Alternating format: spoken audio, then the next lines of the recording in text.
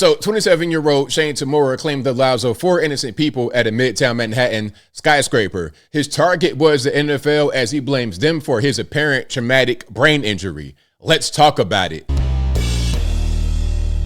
How's everybody doing? My name is Anthony Brian Logan, and today we got to talk about 27-year-old Shane Tamura, originally from California, living in Las Vegas, who traveled to Midtown Manhattan, New York City, and claimed the lives of 4 innocent people in an office space and a skyscraper. Now, before I continue, may all the victims rest in peace, and prayers out to the family. Prayers out to all those who were anywhere near this, who had to experience this very, very, very traumatic event. Also, the guy Shane, the shooter here, is also deceased as he took his own life right there in the office space. Now, there's a lot we got to get to. There's a lot going on here. First of all, there was a note somewhere near him in which he blamed the NFL for giving him CTE. That is chronic traumatic encephalopathy. This is something that happens to you after repeated blows to the head. Sometimes not so many. Maybe it could just be one blow to the head. It could cause it. It's a degenerative brain disorder that causes a lot of behavioral problems. Just your brain is not right, so you're going to do things that don't make a lot of sense. RIP to Junior Seau. He died in 2012, self-inflicted, and his family was noticing things after he got done playing 19 years in the NFL, mostly with the San Diego Chargers for about 12 years. Now, after he passes away and they examined his brain, they found that he did have CTE. And I think that's the only way you can find if somebody has that or not. We could speculate about guys like Antonio Brown having CTE based upon his behavior, but you really don't know until you examine their brain after they die.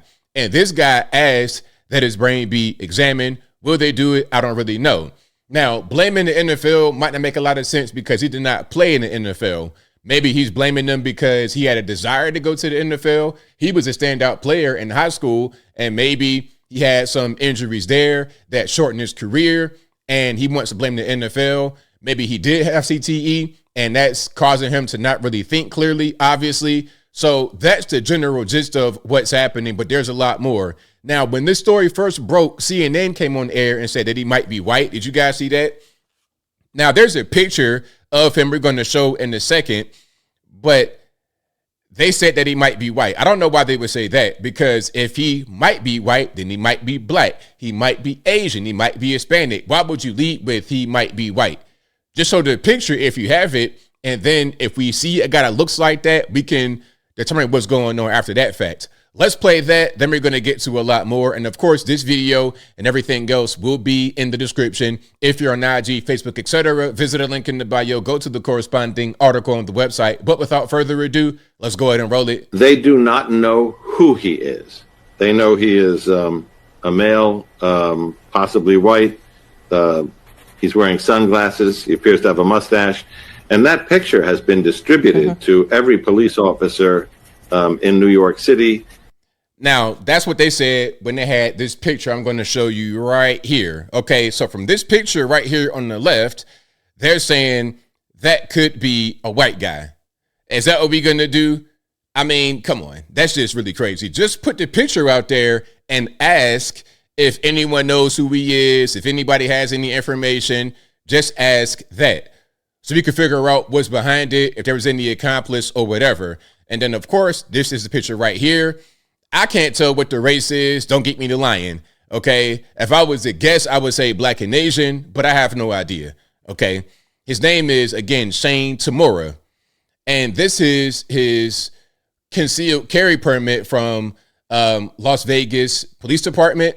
Now, people are saying, oh, well, it's the guns. Why would you give these guys access to weapons? Look, this is a concealed carry permit. It's not a permit to have this big long gun and run up in a skyscraper looking for the NFL offices.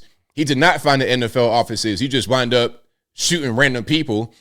But what does a concealed carry got to do with this and what he did? Nothing, obviously.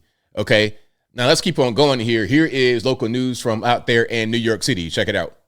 Who killed 4 people and seriously injured another after a shooting at an office building in New York.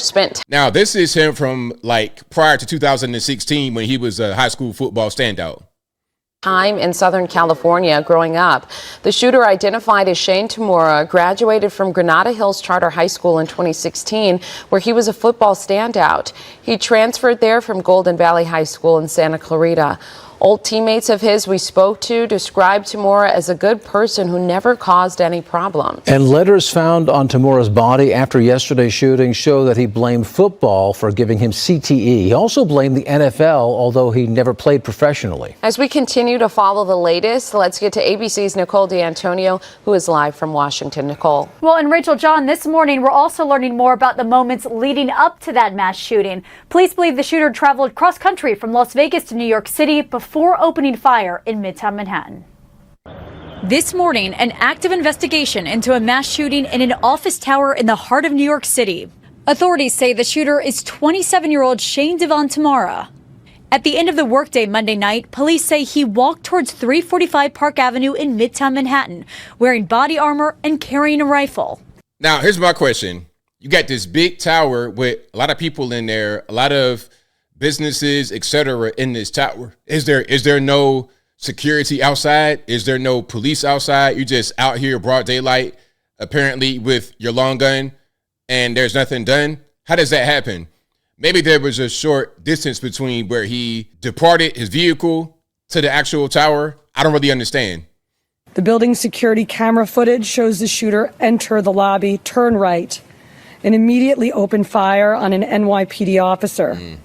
He then shoots a woman who took cover behind a pillar and proceeds through the lobby, spraying it with gunfire. Authorities say the suspect then went into the elevators where a woman was getting out. The shooter then calls the elevator, which opens in the lobby. A female exits that elevator, and he allows her to walk past him unharmed. He then rode to the 33rd floor where he allegedly walked the floor, firing rounds, striking and killing a woman before police say he turned the gun on himself. The building where the shooting occurred is headquarters to major companies, including the financial firm Blackstone and the NFL. Inside, workers were told to shelter in place, some employees even using office furniture to barricade the door. We heard multiple shots go off in quick succession from the first floor, and a lot of us just rushed into the room. Some went out in the back door, out onto the street. Other people, including me, we ran into the conference room and then eventually barricaded the tables across the doors and just stayed still. Outside, witnesses described the chaos on the streets. I heard, you hear like, I thought it was like drums or something, and then I was like, what's happening? We just kept walking, and then you see people running at you. And so then we're like, what's happening? It's like, we hear gunshots, so we just ran. In total, 5 people were shot, including an off-duty NYPD officer who was working security for the building. He leaves behind 2 young kids and a wife who's pregnant with their 3rd child. Terrible. Rest in peace to the officer. Prayers out to the family, prayers out to the wife and the kids. That is so sad. So sad. Now, the man was found with a note in his pocket that may point to a possible motive. Police say a handwritten note claimed he suffered from traumatic brain injury and made a vague reference to the NFL. All right, so there's that. Again, very, very sad situation. Again, rest in peace to all those who died. Prayers out to their family.